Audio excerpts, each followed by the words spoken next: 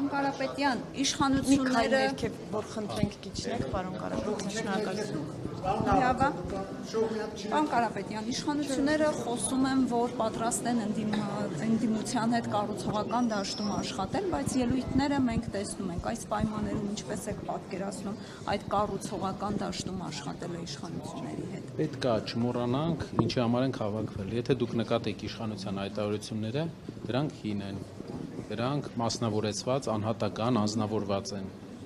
Մեր հայտարարությունները, մեր ուժի ներկայացուցիչների հայտարարությունները խնդրում եմ մեր հայրենակիցները թող որակական տարբերությունը նայեն։ Մարդիկ խոսում են խնդիրներից, խոսում են օրինակ հայփոստի բարձրացած սակագնից, խոսում են հայփոստի էֆեկտիվության կտրուկ աճից, կառավարման համակարգից։ Ինչ ենք մենք տեսնում, ինչն է մեր խնդիրը պարոն Կոնջորյանի տեխնատության հետ, որ կա շահերի բախում։ Ազգային ժողովը նշանակում է կառավարություն, որտեղ աշխատում է նախարարը բարձր տեխնոլոգիաների, որի տակ կա հայփոստը։ Վերահսկողության մեխանիզմը ազգային ժողովը պետք է վերահսկեր, որ մի կետով 80% չբարձրացնեին սակագինը։ Կան ընկերություններ, որ 10 տարի չեն բարձրացել սակագինը, անգամ թանկացումների այս ժամանակաշրջանում։ Դուք գիտեք, որ ընկերության մասին է խոսքը։ Եթե իշխանության եւ եթե ընդհանրապես օրենսդիր իշխանության ազգային ժողովում որևէ աֆիլիացիա չլիներ այդ ընկերության այդ ընկերության տնօրենի հետ, այսինքն եթե տնօրենը այդ ընկերության եւ ազգային ժողովի իշխող կուսակցության խմբակցության ղեկավարը իրար հետ կապ չունենային, հարց պետք է առաջանար այդ անձնավորությանը, իհարկե չեմ ուզում որպես ֆիգուր եմ ասում, թե ինչու է սակագինը բարձրացել, ինչու այդ ժամանակվա ընթացքում որևէ շահույթ չի ստացվել, բաշխվել է 0 դրամ, միակ շահույթը, որ բաշխել են իրանք, Էրնեկյանի աշխատած փողն ա եղել, Էրնեկյանի էկոնոմիան ա եղել, Էրնեկյանի կարող էր բարձր աշխատավարձ տալ, չէր տվել այդ մարդը։ Ու էկոնոմիա արել, խնայել է։ Շահույթներ չի տվել պետությանը, իրենք եկան եւ սկսեցին Պետության հետ համաձայնեցրած խոսքը իրենք ասեցին, որ պետության հետ համաձայնեցրել են, որ դեռ չբաշխեն։ Մենք ասել ենք, որպես սեփականատեր կարող եք բաշխել, ոչ թե չի տվել, այլ ներկայացրել է շահույթը, ասել են կարող ես վերաներդրում անես։ Դա իր իրավունքն է, բայց հենց դա Պարոն հեսա պատասխանում, հենց դա ապացույցն է, որ էֆեկտիվ չեն կարողանում իրան կառավարել, իրանց ընթացքում չի առաջացել այդ գումարը, այն դեպքում, երբ որ այդքան բարձրացրել են սակագինը, իսկ այն մարդկանց, ում ես անձամբ ազնիվ խոսք չեմ ճանաչում, անձնական շփում չունենք, բայց էֆեկտիվությունը մենք տեսել ենք։ Խոսվում է կառուցողական աշխատանքի մասին, իրար չվիրավորելու, չհայրելու, բայց տեսնում եք, օրինակ Արոն Շախոյանը երկու օր է այսպես սադրում է սուր ելույթներ ունենում, հիշեցնում է ձեր հետ կապված ինչ-որ հետևակներ։ Հիմա դուք պատասխանեք սրան մի ոճով պատասխանել կամ ոնց եք արձագանքում, ոնց եք գնահատում Ռուբինյանի առաջարկությունը եւ իր մակցների հակառակ բավարար։ Կարծում եմ մեր ժողովուրդը արդեն այդ կոնսենսուսին եկել է։ Ժամանակի հարց է, որ որոշ գործիչներ դա հասկանան։ Իհարկե կլինեն խնդրահարույց պահեր, ես էլ եմ տեսնում, որ կլինի խնդրահարույց պահեր, բայց հայկական քաղաքական միտքը եթե ազնիվ լինենք այսքան ժամանակ, ընդդիմադիր եւ իշխանական հակադրության այսքան ժամանակ չի եղել, որ չունենք մենք օրակարգում չի եղել քաղաքակիրթ հակադրության օրակարգ դեռ։ Այսինքն մենք մեր քաղաքական միտքը նոր է պատասխանում այդ հարցին, թե ինչպես պետք է սուր ընդդիմությունը եւ իշխանությունը, որը էֆեկտիվ չէ մեր կարծիքով, իրար հետ շփվեն առանց մարդկանց հիասթափեցնելու իրենց լեքսիկոնի համար։ Աշխատել պարոն Կարապետյան, դուք այդպես եք ուզում աշխատել։ Մեր ժողովուրդը բոլոր մեր այցելությունների ժամանակ ազգային ժողովից երբ հարցրել ենք, ասել են այդ խոսույթ չի, մեր երեխաներն են նայում, դա մեր երկրի վարքագծային օրինակ չի։ Մենք ուզում ենք մի բանի մասին ենք խոսալու, մնացողը բոլորը անցողիկ է։ Մարդկանց կյանքը փոխելու կետ առ կետ։ Պարոն Կարապետյան, սահմանադրությունից եմ ուզում ձեզ հարցնել,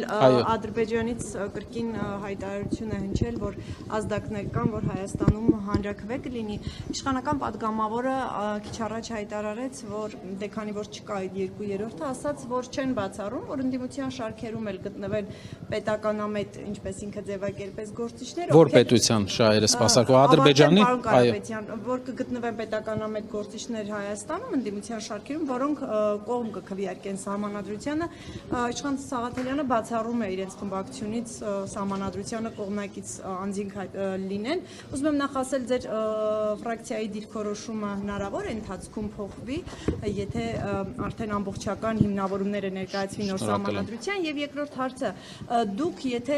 օրակարգը արդեն առարկայական դառնա, այսինքն նոր սահմանադրության ընդունման շուրջ գործընթացը մեկնարկի, ինչպես եք, եթե իհարկե պայքարելու եք դրա չընդունման դեմ, ինչպես եք պատկերացնում այդ պայքարը, արդյոք կողմ եք, որ լինի ոչին լայնված ճակատ, նաև արտախորհրդարանական ինչ-որ գործողություններ, այդ գործընթացը մի փոքր մանրամասն։ Հանրաքվեի, անգամ հանրաքվեի անցկացումը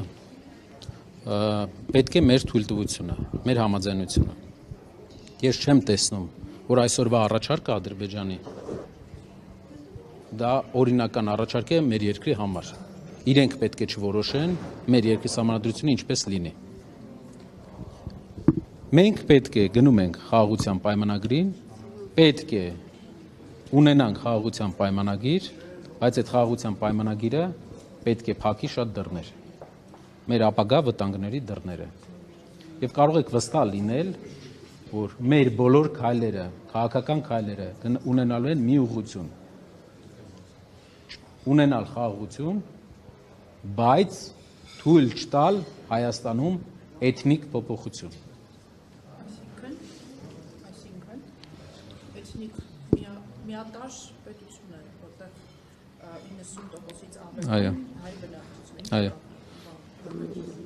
4-5 ամսվա ընթացքում այսօր խոսքի ժամանակ նաև մեր իշխանական գործընկերները երևի չէին լսել խոսքերը, իրենց ինչ որ տեղից ուղարկում են, մինչև վերջ չեն նայում։ Բազմաթիվ անգամ հարևան երկրի ղեկավարությունը բազմաթիվ անգամ նշել է, որ իրենք ունեն միտք Հայաստանում փոխել էթնիկ ժողովրդագրական վիճակը։ Դուք չեք տեսնում դա։ Մեկնաբանում եմ այնպես, որ իրենց երկրի առաջնորդը 4 ամիս առաջ, մի քանի ամիս առաջ, կարող է արդեն անցել է 4 ամիսը, հայտարարել է, որ իրենք ցանկանում են վերադառնալ Հայաստան, իրենց ասելով վերադառնալ, բայց իրենք այստեղ չեն եղել։ Եվ այդ իսկ պատճառով մենք տեսնում ենք, որ այդ մարդկանց ծրագիրը երեք էլ հայտարարեցի, եթե դուք ուշադիր լինեք, Ադրբեջանի կրթության նախարարը, դասագիրք գրողը, երեխեքին մեծացնում են այդ դասագրքերով, ասում է, որ Արևմտյան Ադրբեջանի թեզը մեր ապագա ազգային ինքնագիտության մի մասն է լինելու։ Այսինքն դուք 3 միլիոն ժողովուրդ է ապրում եւ Ադրբեջանը մտադիր է մեր երկրի էթնիկ կազմը փոխել, դուք էլ ակնարկում եք 300,000 ադրբեջանցիների վերադարձին։ մենք չենք ակնարկում, մենք ասում ենք, որ իրենք հայտարարում են այդ թեզը։ Այո։ Եվ ասում եք էթնիկ կազմը Այո։ մասին, բայց փակագծել եք չեք։ Այո։ Դուք ակնհայտորեն նկատի ունեք թեզը, որ 300,000 ադրբեջանցիներ վերադառնալու են։ Բացեմ թեզը, որ իրենք ցանկանալու են Հայաստանում քիչ, ինչպես նշել եմ, դա կլինի տարիների ընթացքում, կգան ֆինանսական ռեսուրսներով, կսկսեն գնել հողատարածքներ, կսկսեն գնել տներ, մեկին ավել գումար կտան, կսկսեն գնել։ Մենք չունենք օրենք, որը սահմանափակում է իրենց կողմից ստեղծված ընկերությունը ինչքան գույք կարա գնի, ինչքան չէ։ Մեր առաջարկով ապրեք, դրա համար մի հատ առաջարկ, Հակա Սաֆարովյան օրենքը մենք կարողանանք Հայաստանում գործարկենք, ինչ վերաբերում է սահմանադրության հետ կապված, դուք վստահ եղեք Հայաստանում այնպիսի խաղաղության ենք գնալու, որ հարևան ոչ մի երկիր որևէ ձև Հայաստանի ժողովրդագրական վիճակին, ներքին գործերի խարդվելուն հնարավորություն չի ունենալու։ Ոնց եք պայքարելու նոր սահմանադրությանը ընդունման համար, ոչի ճակատ է լինելու։ Խմբակցության նիստը Ոնց եք բանտեմ։ ազգային ժողովը պետք է քվեարկի, ազգային ժողովը անդիմությունը չի քվեարկի։ Հնարավոր է մտավորվեք եւ կողմ քվեարկողներ Ինչին։ Ձեր սա նոր սահմանադրությանը թե դուք բացառում եք։ Ադրբեջանի, նայեք, կարևոր հարց է։ Ադրբեջանի կողմից առաջարկվող սահմանադրությանը չի լինի մեր կողմից որևէ դրական վերաբերմունք։ Շնորհակալություն։ Գործընկերներ